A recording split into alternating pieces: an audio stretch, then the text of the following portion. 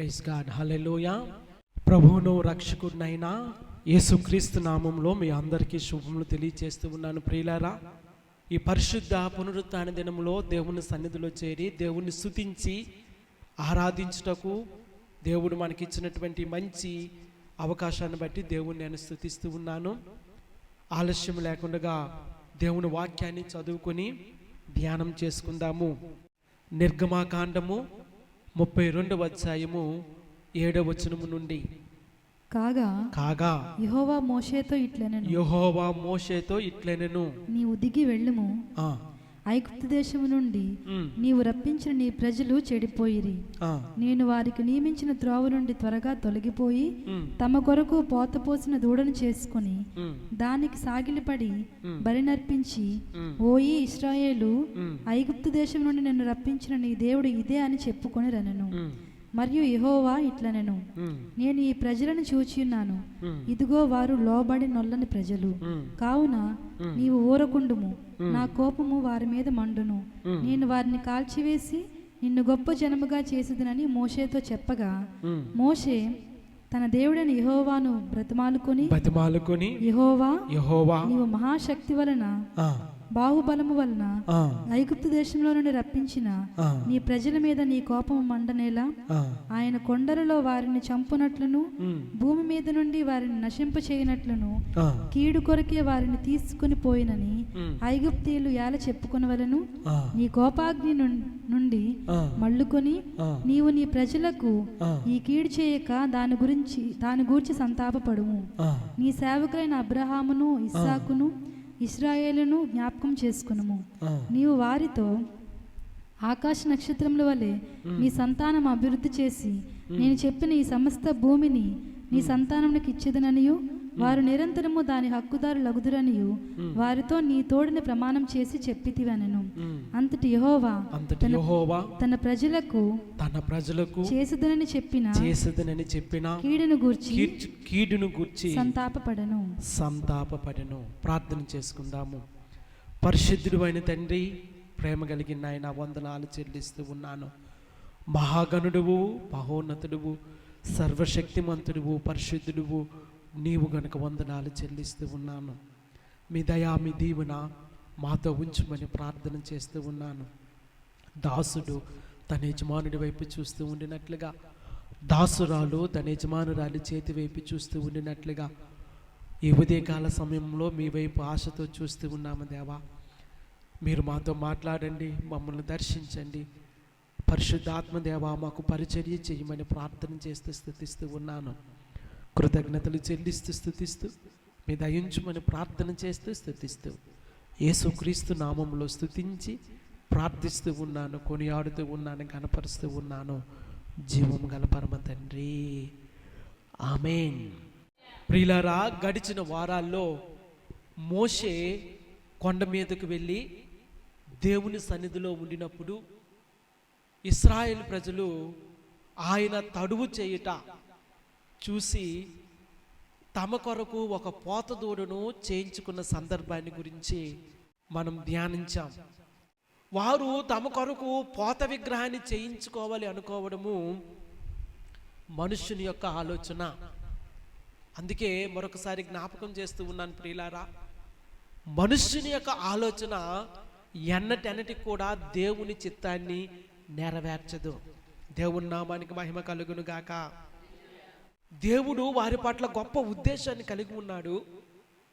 సమస్త ప్రజల్లో నేను మిమ్మల్ని ఏర్పరచుకుని ఉన్నాను, యాజక రూపమైన రాజ్యముగా మిమ్మల్ని నేను నిర్మించాలని దేవుడు వారి పట్ల గొప్ప ఉద్దేశాన్ని కలిగి ఉండగా, వారు దేవునికి యాజకులు అవ్వడానికి ముందుగా పోత దూడకు యాజకులైనట్లుగా మనం చూస్తూ ఉన్నాము. ఇది చాలా బాధాకరమైనటువంటి సంగతి.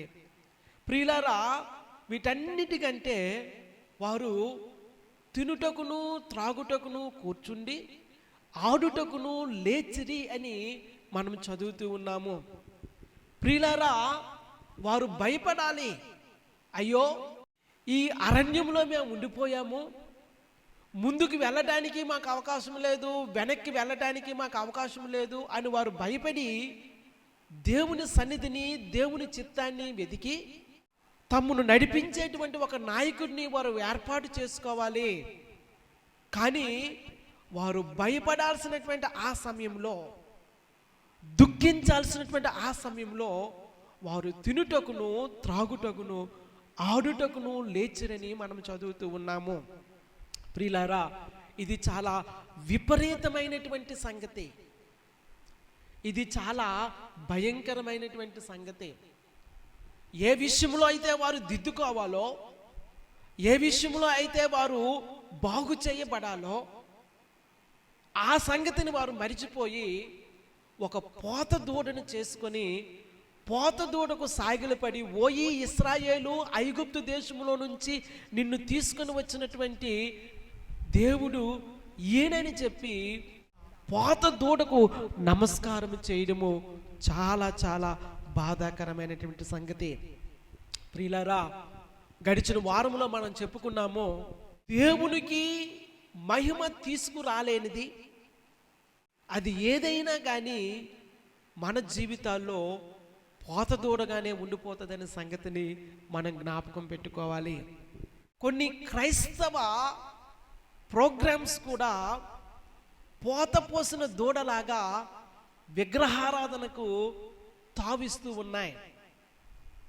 ఏ ప్రోగ్రాంలోనైనా, ఏ కార్యక్రమంలోనైనా దేవుడు మహిమపరచబడకపోయినట్లయితే, దేవుని చిత్తము జరగకపోయినట్లయితే అది కేవలము పోత దూడ అనే సంగతిని మనం జ్ఞాపకం చేసుకుంటూ ఉండాలి.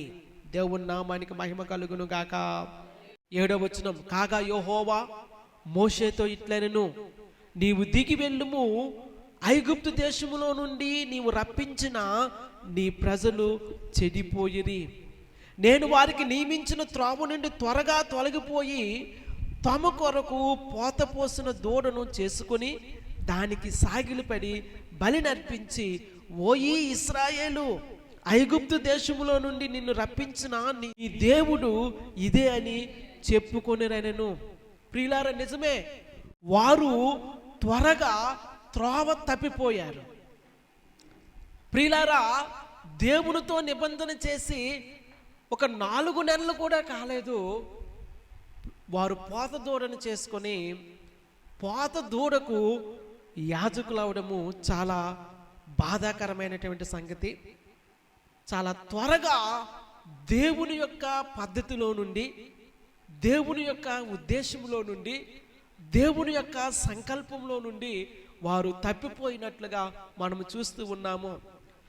ఏదైనా ఒక సంగతి దేవుడు మనకు బోధిస్తూ ఉండినప్పుడు, దిద్దుకోవాలని మనకు తెలియచేస్తూ ఉండినప్పుడు మనం దాన్ని దిద్దుకోవాలి. ఇశ్రాయేలు ప్రజలు దిద్దుకోలేదు సరికదా, త్వరగా దేవుని యొక్క మార్గంలో నుంచి తప్పిపోయినట్లుగా మనం చూస్తూ ఉన్నాము. 9వ వచనం ఒకసారి చదువుదాము. మరియు యెహోవా ఇట్లనెను, నేను ఈ ప్రజలను చూచి ఉన్నాను, ఇదిగో వారు లోబడనొల్లని ప్రజలు. ప్రియులారా, ఇశ్రాయేలు పట్ల దేవుడు ఇస్తున్నటువంటి సాక్ష్యం. ఎందుకంటే దేవుడు గమనిస్తూ ఉన్నాడు, ఐగుప్తు దేశంలో నుంచి వారిని నడిపించినది మొదలుకొని వారు ఏ విధముగా సరుగుతూ ఉన్నారో, ఏ విధముగా దేవునికి, దేవుని సేవకునికి వ్యతిరేకముగా తిరుగుతూ ఉన్నారో ఆ సంగతిని దేవుడు చూస్తూ ఉన్నాడు. మోషేతో ఆయన చెప్తున్న మాట ఏమిటంటే, వారు లోబడనొల్లని ప్రజలు, లోబడరు. ప్రియులారా, ఇశ్రాయేలు యొక్క చరిత్ర చూసినట్లయితే వారి జీవితాల్లో ఎప్పుడూ కూడా దేవునికి లోబడినట్లుగా మనకు కనిపించదు. సంవత్సరాలు గడుస్తూ ఉన్నా, దశాబ్దాలు గడుస్తూ ఉన్నా, శతాబ్దాలు గడుస్తూ ఉన్నా వారి ప్రవర్తనలో మార్పు రాకపోవడం అనేది చాలా విచారకరమైన సంగతి. దేవుడు పెందలకడ తన ప్రవక్తలను పంపించి దీర్ఘదర్శుల ద్వారా వారితో మాట్లాడి, ఇదిగో మీ మనస్సు మారి నా యొద్దకు తిరుగు రండి అని చెప్పినా వారు వినలేకపోవడం అనేది చాలా దురదృష్టకరమైనటువంటి సంగతి. ప్రియులారా, మచ్చుకు ఒక మాట చదువుదాము. చూడండి, యెషయా గ్రంథము 1వ అధ్యాయము 2వ వచనం నుంచి 4వ వచనం వరకు చదువుదాము. దయచేసి చదవండి. యెహోవా మాట్లాడుచున్నాడు, యెహోవా మాట్లాడుచున్నాడు. ఆకాశమా ఆకాశమా ఆలకించుము, ఆలకించుము. భూమి భూమి చెవియొగ్గుము. చెవియొగ్గుము. నేను పిల్లలను పెంచి నేను పిల్లలను పెంచి గొప్పవారినిగా చేసితిని, గొప్పవారిగా చేసితిని. వారు నా మీద తిరగబడి ఉన్నారు. తిరుగుబడి ఉన్నారు. ఎద్దు తన కామందు నెరుగును, ఎద్దు తన కామాందు నెరుగును. గాడిద సొంతవాని దొడ్డి తెలుసుకును. గాడిద తన సొంతవాని దొడ్డి తెలుసుకును. ఇశ్రాయేలుకు తెలివి లేదు, ఇశ్రాయేలీలకు తెలివి లేదు. నా జనులు యోచింపరు, నా జనులు యోచింపరు. పాపిష్టి జనమా, పాపిష్టి జనమా, దోషభరితమైన ప్రజలారా, దోషభరితమైన ప్రజలారా, దుష్ట సంతానమా, దుష్ట సంతానమా, చెరుపు చేయి పిల్లలారా, చెరుపు చేయి పిల్లలారా, మీకు శ్రమ, మీకు శ్రమ. దేవుడు ఎంత బాధపడుతూ ఉన్నాడో ఈ వాక్యములో మనకి స్పష్టంగా కనబడతా ఉంది. ప్రియులారా, తరాలు మారినా, జనరేషన్స్ మారినా వారి అవిధేయతలో మార్పు లేదు.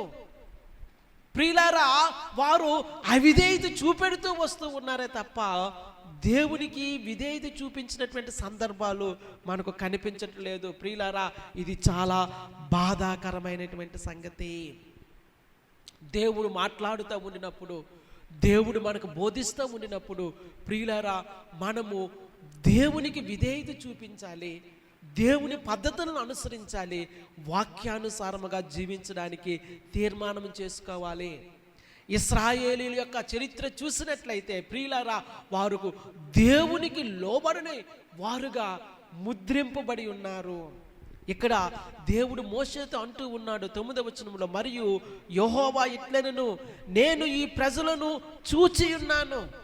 దేవుడు ఎంతో బాధపడితేనే గాని ఈ మాట పలుకుడు సుమా.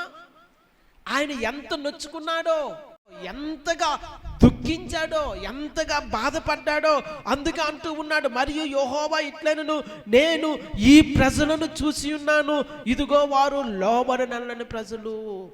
10వ వచనం, కావున నీవు ఊరకుండుము, నా కోపము వారి మీద మండును, నేను వారిని కాల్చివేసి నిన్ను గొప్ప జనముగా చేస్తుందని మోసేతో చెప్పగా. ప్రియులారా, ఈ మాటలు చాలా చాలా విలువైనటువంటి పాఠాలను మనకు నేర్పిస్తూ ఉన్నాయి. ఈ ప్రజలు నా మాట వినటం లేదు, వీరు అవిధేయత చూపెడతా ఉన్నారు, వీరెప్పుడు సణుగుతూ ఉన్నారు, వీరు లోబడనటువంటి ప్రజలు కనుక నేను వారిని నాశనం చేసి వారిని కాల్చివేసి నిన్ను ఒక జనముగా చేస్తానని దేవుడు మోషేతో చెప్తూ ఉన్నాడు. ప్రియులారా, ఆ మాట చెప్పినప్పుడు మోషే స్పందించినటువంటి ఆ తీరు మంచి పాఠాలను మనకు నేర్పిస్తూ ఉంది. మామూలుగా అయితే ఇదే స్థానంలో నేనుండినట్లయితే నేను తప్పక ఈ విధంగా అనేవాడిని, ఈ ప్రజలు లోబడినొల్లని వారు, ఈ ప్రజలు అవిధేయత చూపెడతా ఉన్నారు, ప్రభువా నేను కూడా విసిగిపోయాను, నేను కూడా భరించలేకపోతూ ఉన్నాను, నా మీద కూడా సనుగుతా ఉన్నారు, కనుక వీరిని నాశనం చేసే ప్రభువా నాలో నుంచి ఒక జనాంగాన్ని నీవు నిర్మించి నీ చిత్తాన్ని జరిగించుకో అని అనేవాడినే. కానీ ప్రియులారా, మోషే ఎంత చక్కగా దేవునికి విజ్ఞాపన చేస్తూ ఉన్నాడో ఈ ప్రార్థనలో లేదా ఈ సందర్భంలో మనకు కనబడతా ఉంది. 11వ వచనం ఒకసారి చదవండి. మోషే తన దేవుడైన యెహోవాను బతిమాలుకొని యెహోవా నీవు మహాశక్తి వలన బాహుబలము వలన ఐగుప్తు దేశంలో నుండి రప్పించిన నీ ప్రజల మీద నీ కోపము మండనేలా ప్రియులారా, మోసే ఇస్తున్నటువంటి ఈ ప్రత్యుత్తరము మంచి పాఠాలను మనకు నేర్పిస్తా ఉంది. మోసే స్థానంలో మరొక వ్యక్తి ఉంటే దేవునితో అనేవారేమో, దేవా వారు నీ మాట వినట్లేదు కనుక వారిని నాశనం చేసి, వారిని హతమార్చి, వారిని కాల్చివేసి నాలో నుంచి ఒక జనాన్ని తీసుకురని చెప్పేవారేమో. కానీ మోసే మాత్రము దేవునితో విజ్ఞాపన చేస్తూ ఉన్నాడు. ప్రియులారా, బైబిల్ గ్రంథములో అత్యంత శక్తి కలిగినటువంటి విజ్ఞాపన ప్రార్థనలో ఇది ఒక ప్రార్థన. దేవుని నామానికి మహిమ కలుగును గాక. ఇక్కడ మోషే యొక్క స్వభావం మనకు కనబడతా ఉంది. ప్రియులారా, మోషేను గురించి దేవుడిస్తున్న సాక్ష్యము సంఖ్యాకాండము 12వ అధ్యాయము 3వ వచనము. యెహోవా ఆ మాట వినెను. మోషే భూమి మీద ఉన్న వారందరిలో మిక్కిలి సాత్వికుడు. దేవుని నామానికి మహిమ కలుగును గాక. అదే సంఖ్యాకాండము 12వ అధ్యాయము 7వ వచనములో చూసినట్లయితే ప్రభు చెప్తున్న మాట, అతడు నా ఇల్లంతటిలో నమ్మకమైన వాడు. ప్రియులారా, మోషేను గూర్చి దేవుడిస్తున్నటువంటి సాక్ష్యము ఈ భూమి మీద మిక్కిలి సాత్వికుడు, అలాగే నా ఇల్లంతటిలో నమ్మకమైన వాడు. నేను అనుకుంటూ ఉన్నాను, అంత మంచి సాక్ష్యము దేవుడు మోషే విషయంలో ఇవ్వటానికి కారణము ప్రియులారా, ఆయన దేవుని ఎదుట చేసినటువంటి విజ్ఞాపన ప్రార్థన. దీనిని ద మినిస్ట్రీ ఆఫ్ రికన్సిలియేషన్ అంటారు. సమాధాన పరిచేటువంటి పరిచర్య. దేవుని నామానికి మహిమ కలుగును గాక. దేవునితో ఎంత చక్కగా సమాధాన పరుస్తూ ఉన్నాడో చూడండి. ప్రియులారా, దేవుడు కోపగించుకొని దేవుడు వారి పట్ల ఒక నిర్ణయాన్ని తీసుకున్నాడు. ఇదిగో ఈ ప్రజలను కాల్చివేసి, ఈ ప్రజలను నాశనం చేసి నిన్ను ఒక జనముగా నేను చేస్తానని అన్నప్పుడు మోషే దేవుని ఎదుట విజ్ఞాపన చేస్తూ ఉన్నాడు. మోషే తన దేవుడైన యెహోవాను బ్రతిమాలుకొని, యెహోవా, నీ మహాశక్తి వలన, బాహుబలం వలన ఐగుప్తు దేశములో నుండి రప్పించిన నీ ప్రజల మీద నీ కోపము మండునేలా? నీ మహాశక్తి వలన. ప్రియులారా, దేవుడు ఇశ్రాయేలు ప్రజలను సాధారణంగా బానిసత్వములోంచి విడిపించలేదండి. తన శక్తిని కనపరిచి ఐగుప్తు దేవతలను ఓడించి ఆయనే సర్వశక్తిమంతుడు, సార్వభౌముడు, సర్వాధికారి అని వారికి రుజువు చేసి మరి బలిష్టమైన తన హస్తము చేత ఇశ్రాయేలు ప్రజలను తీసుకుని రావడం మనం చూస్తూ ఉన్నాము. ఆ సంగతిని మోసే జ్ఞాపకం చేసుకొని దేవునితో విజ్ఞాపన చేస్తూ ఉన్నాడు.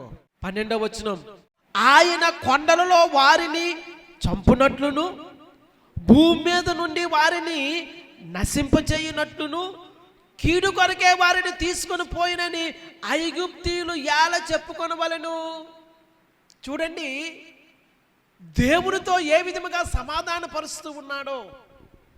ప్రియులారా, చాలా మంచి మాటలు ఇక్కడ మనం చూస్తూ ఉన్నాము. మంచి మాటలు ఇక్కడ మనం నేర్చుకోవలసి ఉన్నది. నీ బలిష్టమైన హస్తము చేత వారిని విడిపించి తీసుకొని వచ్చి ఉంటుండగా నీ కోపము వారి మీద మండనేలా? వారి పట్ల గొప్ప ఉద్దేశాన్ని నువ్వు కలిగి ఉన్నావు కదా, వారి పట్ల గొప్ప ఆలోచన నువ్వు కలిగి ఉన్నావు కదా. యాజక రూపమైన రాజ్యముగా వారిని నీవు చెయ్యాలనుకున్నావు కదా. ఒకవేళ వారిని ఇక్కడ నీవు నాశనం చేసినట్లయితే ఐగుప్తు ప్రజలు ఏమనుకుంటారు? కీడు కొరకే దేవుడు వారిని తీసుకొని వెళ్ళాడు, కానీ వాగ్దాన దేశంలోనికి తీసుకొని వెళ్ళడానికి దేవుడు వారిని తీసుకొని వెళ్ళలేదు అని ఐగుప్తీయులు అంటారు కదా. ప్రియులారా, దేవుని ఎదుట ఏ విధముగా ఒప్పిస్తూ ఉన్నాడో, లేదా దేవుని ఎదుట ఏ విధముగా బ్రతిమలాడుతూ ఉన్నాడో ఇక్కడ స్పష్టంగా మనం చూస్తూ ఉన్నాము. నీవు ప్రమాణము చేశావు కదా, మా పితరులైన అబ్రహాము, ఇస్సాకు, ఇశ్రాయేలు అని వారితో నీవు చేసినటువంటి ఆ ప్రమాణము జ్ఞాపకం చేసుకో. ప్రియులారా, 3 సంగతులు ఇక్కడ మనకు కనబడతా ఉన్నాయి. ఒకటి, మోషే దేవునితో అంటూ ఉన్నాడు, నీ బలిష్టమైన హస్తము చేత ఇశ్రాయేలు ప్రజలను విడిపించి నీవు సర్వోన్నతుడువు, సర్వశక్తివంతుడు అని రుజువు చేసుకున్నావే. నీ కోపము ఇశ్రాయేలు ప్రజల మీద మండనేలా. ఒకవేళ ఈ ప్రజలను నీవు ఇక్కడ హతమార్చినట్లయితే, ఇదిగో ఫలానా దేవుడు వారికి కీడు చేయడానికే వారిని తీసుకొని వచ్చాడు కానీ మేలు చేయడానికి కాదని చెప్పుకుంటారు కదా. 3వ సంగతి, నీవు మా పితరులతో చేసిన ప్రమాణాన్ని జ్ఞాపకం చేసుకో. నీ సంతానము ఆకాశ నక్షత్రం వలె అవుతూ ఉందని చెప్పి అబ్రహాముతో చేసినటువంటి నిబంధనను, ప్రమాణాన్ని జ్ఞాపకం చేసుకొని దేవుని ఎదుట మోషే ప్రార్థన చేస్తూ ఉన్నాడు, విజ్ఞాపన చేస్తూ ఉన్నాడు. అందుకే తెలియచేస్తూ ఉన్నాను ప్రియులారా, బైబిల్ గ్రంథములో చాలా శక్తివంతమైనటువంటి విజ్ఞాపన, చాలా శక్తివంతమైనటువంటి ప్రార్థన. ఒకవేళ మోషే ఈ విధముగా ప్రార్థన చేయకపోయినట్లయితే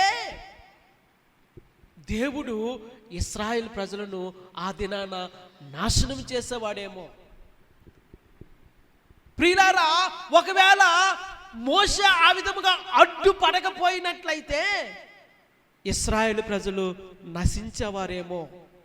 కానీ మోషే దేవునికి ప్రజలకు మధ్య అడ్డుగా నిలిచినట్లుగా మనం చూస్తూ ఉన్నాము. దేవుని నామానికి మహిమ కలుగును గాక. ఒక్కసారి కీర్తన గ్రంథములో ఉన్న ఒక మాటను మనం చదువుదాము. చూడండి, కీర్తన గ్రంథము 106వ కీర్తన 19వ వచనం నుండి 23వ వచనం వరకు. హోరేబులో వారు దూడను చేయించుకొనిరి, దూడను చేయించుకొనిరి, పోత పోసిన విగ్రహమునకు నమస్కారము చేసిరి, తమ మహిమాస్పదమును గడ్డిమేయు ఎద్దు రూపమునకు మార్చిరి. ఐగుప్తులో గొప్ప కార్యములను హాము దేశములో ఆశ్చర్య కార్యములను ఎర్ర సముద్రమునొద్ద భయము పుట్టించు క్రియలను చేసిన తమ రక్షకుడైన దేవుని మరిచిపోయిరి. అప్పుడు ఆయన నేను వారిని నశింపచేసేదను అనెను. అయితే ఆయన వారిని నశింప చేయకుండునట్లు ఆయన కోపము చల్లార్చుటకై ఆయన ఏర్పరచుకునిన మోషే ఆయన సన్నిధిని నిలిచి అడ్డుపడెను. చూసారా మాట? మోషేని గురించి తెలియచేయబడినటువంటి మంచి మాట. అడ్డుపడ్డాడు ఆయన. దేవుని సేవకుడు, దేవుని పరిచారకుడు, దేవునికి ప్రజలకు మధ్య అడ్డుగా ఉన్నాడు. దేవుడు తన ప్రజల ఎట్లా కోపించినప్పుడు, తన ఉగ్రతను చూపించినప్పుడు, వారిని నాశనం చేస్తానని దేవుడు నిర్ణయించినప్పుడు, దేవుని యొక్క తీర్పు, దేవుని యొక్క కోపము, దేవుని యొక్క ఉగ్రత ప్రజల మీదకి రాకుండా మోషే అడ్డుపడినని మనం చూస్తూ ఉన్నాము. ప్రియులారా, ఇటువంటి విజ్ఞాపన ప్రార్థన సంఘము ఈ దినాన చేయవలసి ఉన్నది. దేవుని నామానికి మహిమ కలుగును గాక. హల్లెలూయా.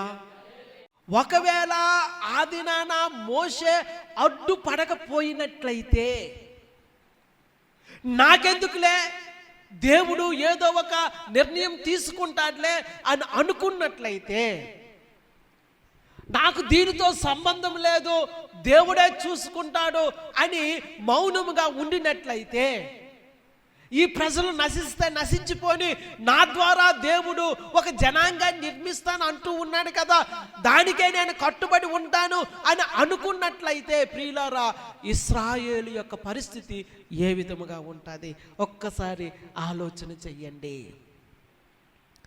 ప్రియులారా, మోషే ఆ విధముగా ఆలోచన చెయ్యలేదు. ప్రియులారా, వారికి అడ్డుగా నిలిచాడు. దేవుని వాక్యం మనకు బోధిస్తూ ఉంది 23వ వచనములో, అప్పుడు ఆయన నేను వారిని నశింపచేసేదను, అయితే ఆయన వారిని నశింపజేయకుండానట్లు ఆయన కోపము చల్లార్చుటకై ఆయన ఏర్పరుచుకొనిన మోషే ఆయన సన్నిధిని నిలిచి అడ్డుపడెను. దేవుని చేత ఏర్పరచబడిన వారు. దేవుని నామానికి మహిమ కలుగును గాక. ప్రియులారా, మధ్య ఒక చోట చిన్న వాక్యాన్ని షేర్ చేసుకుంటూ ఒక మాట చెప్పాను. దేవుని రక్షణ పొందుకున్న వారు వేరు, దేవుని చేత ఏర్పరచబడిన వారు వేరు. దేవుని నామానికి మహిమ కలుగును గాక. మరలా చెప్తూ ఉన్నాను, రక్షణ పొందుకున్న వారు వేరు, దేవుని చేత ఏర్పాటు చేయబడిన వారు వేరు. దేవుని చేత ఏర్పాటు చేయబడిన వారు అడ్డుపడతారు.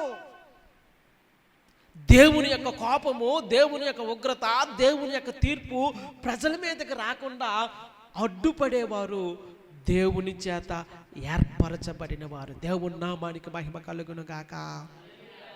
దేవుడు ఏర్పరచుకున్న మోషే వారికి అడ్డుపడెను అని దేవుని యొక్క వాక్యములో మనము చదువుతూ ఉన్నాము. ప్రియులారా, విజ్ఞాపన ప్రార్థనలో ఉండే బలమది, విజ్ఞాపన ప్రార్థనలో ఉండే శక్తి అది.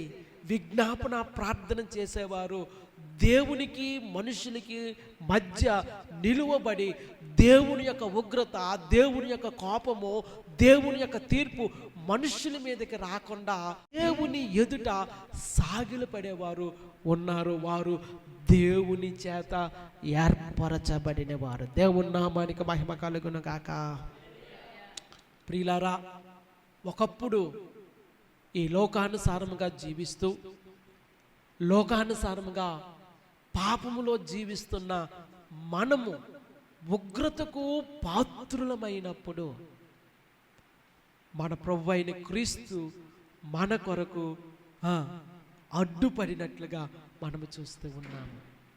దేవునికి విరోధముగా మనం జీవించినప్పుడు ప్రియులారా, సమాధానపరచుటకు యేసుక్రీస్తు ప్రభువారు ఈ లోకానికి మానవ అవతారిగా రావడము మనము చూస్తూ ఉన్నాము. దేవుని నామానికి మహిమ కలుగును గాక. దేవుని యొక్క ఉగ్రత ఇశ్రాయేలు ప్రజల మీదకి దిగి వచ్చినప్పుడు, దేవుని యొక్క కోపము ఇశ్రాయేలు ప్రజల మీద మండినప్పుడు మోషే ఏ విధముగా అడ్డుపడి దేవుని యొక్క ఉగ్రత వారి మీదకి రాకుండా వారిని రక్షించాడో, పాపము చేత ఈ లోకానుసారమైనటువంటి ప్రతి విధమైన దుష్టత్వము చేత ఈ లోకంలో మనము ఉండిపోయి దేవుని ఉగ్రతకు పాత్రులమై ఉండగా, దేవుని ఉగ్రతలో నుండి మనల్ని తప్పించి దేవుని ఎదుట అడ్డుపడిన వారు మన ప్రభువైన యేసుక్రీస్తు ప్రభువారు. దేవుని నామానికి మహిమ కలుగును గాక. హల్లెలూయా. ప్రియులారా, కేవలము మన పాపాన్ని, మన దోషాన్ని ఆయన మీద వేసుకోవడం మాత్రమే కాకుండా, ఆయన మరణించి పునరుత్థానుడై తండ్రి కుడిపార్శ్వానికి ఆరోహణుడై నీ కొరకు నా కొరకు ఇప్పుడైతే ఆయన విజ్ఞాపన చేస్తూ ఉన్నాడు. దేవుని నామానికి మహిమ కలుగును గాక. మోషే దేవుని ఎదుట ఇశ్రాయేలు ప్రజల నిమిత్తము విజ్ఞాపన చేసినట్లుగా నిరంతరము మన ప్రభువైన క్రీస్తు తండ్రి ఎదుట, తండ్రి కుడిపార్శ్వమున విజ్ఞాపన చేస్తూ ఉన్నాడు. అందుని బట్టి దేవుణ్ణి మనం స్తుతించాలి. దేవుని నామానికి మహిమ కలుగును గాక. ఒకవేళ మనమే పాత నిబంధన కాలంలో జీవించినట్లయితే మన పరిస్థితి ఏ విధంగా ఉంటుంది? దేవునికి తిరుగుబాటు చేసి దేవునికి విరోధముగా పాపము చేసినట్లయితే మన పరిస్థితి ఏ విధముగా ఉంటుందో ఒక్కసారి ఆలోచన చెయ్యండి. అయితే మన రక్షకుడు, మన ప్రభువు యేసుక్రీస్తు ప్రభువారు నీ కొరకు నా కొరకు విజ్ఞాపన చేస్తూ ఉన్నాడు. ప్రియులారా, ఇక్కడ మోషే యేసుక్రీస్తు ప్రభువారికి ముంగుర్తుగా ఉండినట్లుగా మనము గ్రహించుదాము. దేవుని నామానికి మహిమ కలుగును గాక. నిర్గమాకాండము 32వ అధ్యాయము 14వ వచనం. అంతట యెహోవా తన ప్రజలకు చేసెదనని చెప్పిన కీడును గూర్చి సంతాపపడెను. ప్రియులారా, ఇక్కడ ఒక సంగతిని నేను మీకు జ్ఞాపకం చేయాలని ఆశపడతా ఉన్నాను. దేవుని యొక్క నిత్య సంకల్పము, దేవుని యొక్క నిత్య ప్రణాళిక, దేవుని యొక్క సంపూర్ణమైన చిత్తము వేరు. ప్రజల యొక్క అవిధేయతను బట్టి, వారి యొక్క పాపాన్ని బట్టి దేవుడు తీసుకున్నటువంటి నిర్ణయము లేదా ఉద్దేశము వేరు. దేవుని నామానికి మహిమ కలుగును గాక. దేవుని యొక్క నిత్య సంకల్పము తన కుమారుడిని ఈ భూమి మీదకి పంపించి మనుష్య జాతిని రక్షించాలి. దేవుని యొక్క సంకల్పము ఈ భూమి మీద తన కుమారుని కొరకు ఒక రాజ్యాన్ని స్థాపించాలి. దేవుని యొక్క సంకల్పము తన కుమారుని కొరకు ఒక వధువు సంఘాన్ని నిర్మించాలి. ఇది దేవుని యొక్క నిత్య సంకల్పము, దేవుని యొక్క నిత్య ప్రణాళిక. ఈ ప్రణాళిక మారదు, ఈ సంకల్పం మారదు, ఈ దేవుని చిత్తము ఎన్నటన్నిటికీ కూడా మారదు. దేవుని నామానికి మహిమ కలుగును గాక. అయితే ప్రజల యొక్క అవిధేయతను బట్టి, ప్రజల యొక్క పాపాన్ని బట్టి, వారు దేవునికి విరోధముగా చేసిన పాపమును బట్టి దేవుడు కొన్నిసార్లు కొన్ని నిర్ణయాలు తీసుకుంటాడు. ఉదాహరణకి, ఇశ్రాయేలు ప్రజలను వాగ్దాన దేశంలోనికి తీసుకుని వెళ్ళాలనేది దేవుని యొక్క చిత్తము. దేవుడు ఆ విధముగా వారిని వాగ్దాన దేశంలోనికి తీసుకుని వెళ్ళిన తరువాత వారిని బబులోనీయుల చేతులకు అప్పగించాలని దేవుడు ఉద్దేశించలేదు. దేవుని నామానికి మహిమ కలుగును గాక. వారు అవిధేయత చూపించారు కాబట్టి, దేవునికి వ్యతిరేకముగా పాపము చేశారు కాబట్టి, తిరుగుబాటు చేశారు కాబట్టి, దేవునితో చేసుకునే నిబంధనను మీరిపోయారు కాబట్టి, దేవునితో చేసుకునే నిబంధనను అతిక్రమించారు కాబట్టి దేవుడు వారిని వారి శత్రువులైన బబులోనీయుల చేతులకి అప్పగించాడు. ఇది దేవుని చిత్తములో లేదు. ఇశ్రాయేలు ప్రజలు బబులోనీయుల చేతులకి అప్పగించబడ్డం అనేది దేవుని యొక్క నిత్య ప్రణాళిక చిత్తములో లేదు. ప్రియులారా, గమనించండి, వారి అవిధేయతను బట్టి, వారి పాపాన్ని బట్టి దేవుడు వారిని తమ శత్రువుల చేతికి అప్పగించడం మనం చూస్తూ ఉన్నాము. అలాగే ఈ సందర్భంలో దేవుడు ఇశ్రాయేలు ప్రజలను కాల్చివేయాలని, వారిని నాశనం చేయాలని ఉద్దేశించాడు. ప్రియులారా, వారి యొక్క పాపాన్ని బట్టి, వారి యొక్క అవిధేయతను బట్టి దేవుడు ఆ విధముగా ఆలోచన చేశాడు. కానీ అది దేవుని యొక్క నిత్య సంకల్పము కాదనే సంగతిని ఎప్పుడు కూడా జ్ఞాపకం పెట్టుకుంటూ ఉండాలి. అందుకే నేను చెప్తున్న మాట, దేవుని యొక్క నిత్య సంకల్పం వేరైనది, అలాగే ప్రజల యొక్క అవిధేయతను బట్టి దేవుడు తీసుకున్న నిర్ణయము వేరైనది. ఇక్కడ దేవుడు ఇశ్రాయేలు ప్రజలను హతమార్చి, నాశనము చేసి, కాల్చివేసి ఒక క్రొత్త తరాన్ని దేవుడు నిర్మించాలి అని అనుకున్నాడు.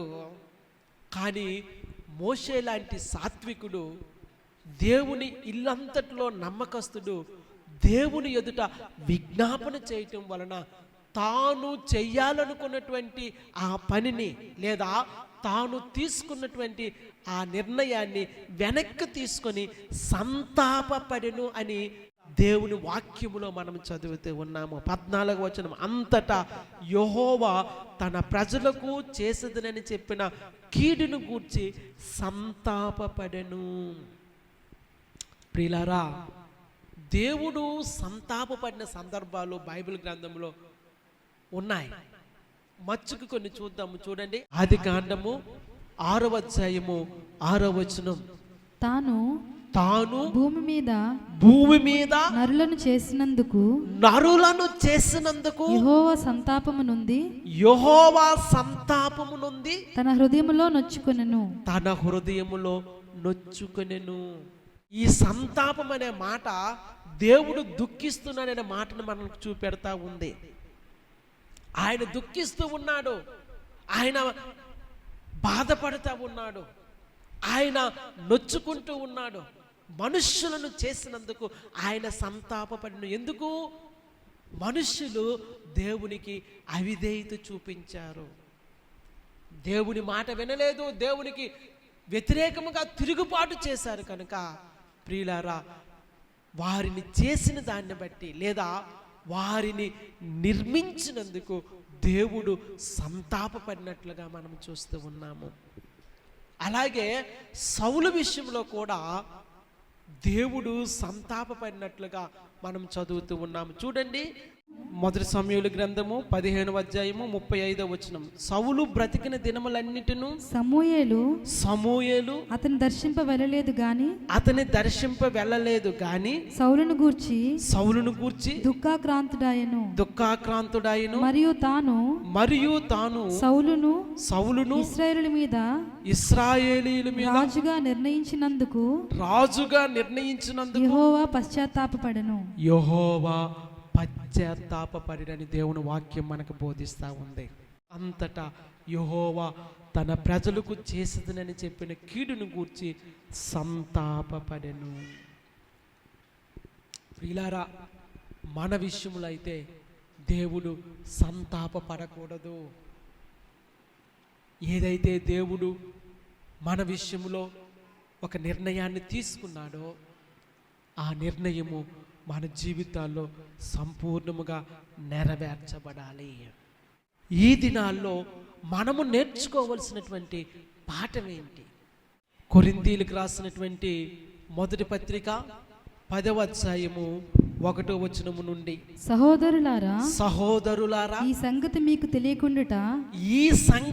మీకు తెలియకుండుట నాకు ఇష్టము లేదు. అదేదనగా మన పితరులందరూ మేఘము క్రింద నుండిరి వారందరూ సముద్రములో నడిచిపోయిరి అందరూ మోషేను బట్టి మేఘములోను సముద్రములోను బాప్తిస్మము పొందిరి అందరూ ఆత్మ సంబంధమైన ఒకే ఆహారమును భుజించిరి అందరూ ఆత్మ సంబంధమైన ఒకే పానీయమును పానము చేసిరి ఏలయనగా తమ్మును వెంబడించిన ఆత్మ సంబంధమైన బండలోనిది త్రాగిరి ఆ బండ క్రీస్తే అయితే వారిలో ఎక్కువ మంది దేవునికి ఇష్టలుగా ఉండకపోయిరి గనుక అరణ్యములో సంహరించబడిరి. వారు ఆశించిన ప్రకారం మనము చెడ్డవాటిని ఆశించకుండునట్లు ఈ సంగతులు మనకు దృష్టాంతములుగా ఉన్నవి. జనులు తినుటకును త్రాగుటకును కూర్చుండి ఆడుటకు లేచిరి అని వ్రాయబడినట్లు వారిలో కొందరి వలె మీరు విగ్రహారాధికులై ఉండకుడి. అపోస్తలుడైన పౌలు గారు కొరింథీ సంఘానికి హెచ్చరించి రాస్తున్న మాటలు యుగాంతమందున్న మనకు దృష్టాంతములుగా ఈ సంగతులు మనకు తెలియచేయబడ్డాయి.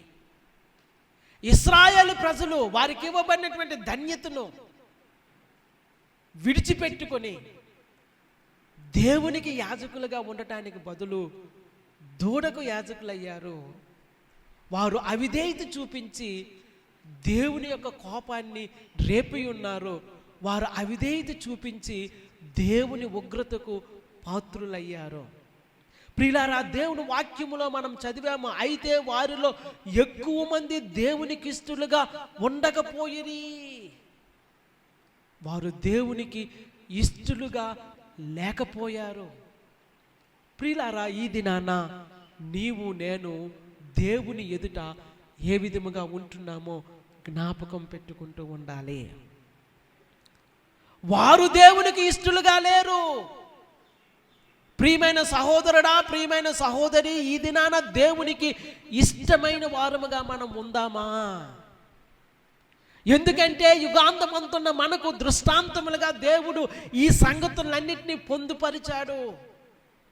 మనము నేర్చుకోవాల్సిన పాఠం ఏంటి? మనము తెలుసుకోవాల్సిన సంగతి ఏంటి? మనం ఏ విధముగా ప్రత్యుత్తరం ఇవ్వాలి? మనం ఏ విధముగా దేవుని సన్నిధిలో ఉండాలి? ప్రియులారా, వారైతే అవిధేయత చూపించి వారి ఇష్టానుసారముగా జీవించి తినుటకును, త్రాగుటకును, ఆడుటకును లేచిరని దేవుని వాక్యములో మనం చదివి ఉన్నాము. ప్రియులారా, వారు విచ్చలవిడిగా జీవించారు. అయితే మనమేం చెయ్యాలి? ఇవన్నీ మనకి దేవుడు దృష్టాంతములుగా ఉంచి ఉన్నాడు కనుక మనమైతే అటువంటి అవిధేయత నుండి తొలగిపోయి దేవుని చిత్తాన్ని వెతకాలి. వారు అవిధేయులై వారిలో అనేక మంది దేవునికి అయిష్టులుగా జీవించారు. ప్రియులారా, దేవుని మాట మనకు చాలా స్పష్టంగా బోధిస్తూ ఉంది. అయితే వారిలో ఎక్కువ మంది దేవునికి ఇష్టలుగా ఉండకపోయేది కనుక అరణ్యములో సంహరింపబడిరి. వారు ఆశించిన ప్రకారము మనము చెడ్డవాటిని ఆశింపకుండునట్లు ఈ సంగతులు మనకు దృష్టాంతములుగా ఉన్నవి. దేవుడు ఈ సంగతులను దృష్టాంతములుగా మనకు పెట్టి ఉన్నాడు. కావున నీవు నేను ఈ సంగతులను మన జీవితాల్లోనికి అన్వయించుకొని దేవునికి అవిధేయులమైన పిల్లలముగా కాకుండా దేవునికి ఇష్టమైన పిల్లలముగా ఉందాము. ప్రియులారా, దేవుని ఉగ్రత ఇశ్రాయేలు ప్రజల మీదకు వచ్చినప్పుడు మోషే అడ్డుగా నిలిచి వారి కొరకు విజ్ఞాపన చేసి దేవుడు తన మనస్సు మార్చుకునేలాగా చేశాడు. ఈ దినాన నీవు నేను కూడా అటువంటి విజ్ఞాపన ప్రార్థన దేవుని సన్నిధిలో చేయవలసిన వారమై ఉన్నాము. అదే ప్రకారంగా ఇశ్రాయేలు ప్రజలు దేవునికి అవిధేయత చూపించి ఆయాసాన్ని కలిగించారు. ఈ దినాన నీవు నేను అవిధేయులుగా కాకుండా దేవునికి విధేయత చూపెడుతూ దేవునికి ఇష్టమైన వారముగా ఉందాము. దేవుని చిత్తాన్ని జరిగించుదాము. అటువంటి కృప పరిశుద్ధాత్మ దేవుడు మనందరికీ ఇవ్వాలని మనస్ఫూర్తిగా కోరుకుంటూ మనమందరము దేవునికి ఇష్టమైన వారముగాను ఆయన చిత్తాన్ని చేసేవారముగాను ఉండాలని కోరుతూ ఉన్నాను. అట్టి కృపనిచ్చి దేవుడు మనల్ని దీవించి ఆశీర్వదించునుగాక. ఆమేన్. ప్రార్థన చేసుకుందాము. పరిశుద్ధుడు అయిన తండ్రి, ప్రేమ కలిగిన ఆయన వందనాలు చెల్లిస్తూ ఉన్నాను. జీవము కలిగిన తండ్రి, జీవాధిపతి, కృతజ్ఞతలు చెల్లిస్తూ స్తుతిస్తూ ఉన్నాను. మహాగణుడువు, మహోన్నతుడువు, సర్వశక్తిమంతుడువు, పరిశుద్ధుడువు నీవు గనుక వందనాలు చెల్లిస్తూ ఉన్నాను. మీ కృపుంచి దీవించి దర్శించుమని ప్రార్థన చేస్తూ ఉన్నాను. మీ క్షేమాన్ని ఉంచండి. ఇశ్రాయేలు ప్రజలు అవిధేయత చూపించి నీకు విరోధముగా పాపము చేసినప్పుడు తండ్రి, మీ కోపము వారి మీద మండినప్పుడు మోషే మీ ఎదుట విజ్ఞాపన చేసి అడ్డుపడినట్లుగా మీ వాక్యంలో మేము చదువుతూ ఉన్నాము. మా ప్రభు అయిన క్రీస్తు మా కొరకు విజ్ఞాపన చేస్తూ ఉంటుండగా, ప్రభా మా ప్రతి పాపము క్షమించబడి మీలో మేము నీతిమంతులుగా తీర్చబడటానికి మీరిచ్చిన కృపను బట్టి వందనాలు చెల్లిస్తూ ఉన్నాము. మోషే వలె మేము కూడా అనేకుల కొరకు విజ్ఞాపన చేసేవారముగా మమ్మల్ని నిలువబెట్టమని ప్రార్థన చేస్తూ ఉన్నాను. దీవించండి, దర్శించండి, మీ కృప చూపించండి. ఇశ్రాయేలు ప్రజలు మీకు అయిష్టులుగా జీవించారు అని మీ వాక్యములో మేము చదువుతూ ఉన్నాము. దేవా, మేమైతే మీ చిత్తాన్ని చేస్తూ మీకు ఇష్టలుముగా జీవించడానికి మీ కృప మా ఎడలుంచుమని ప్రార్థన చేస్తూ ఉన్నాను. దీవించి దర్శించండి, మీ కృప చూపించండి, మహిమ మీరు పొందుకొనండి. యేసుక్రీస్తు నామంలో స్తుతించి ప్రార్థిస్తూ ఉన్నాను, కొనియాడుతూ ఉన్నాను, ఘనపరుస్తూ ఉన్నాను. జీవము గల పరమ తండ్రి, ఆమేన్.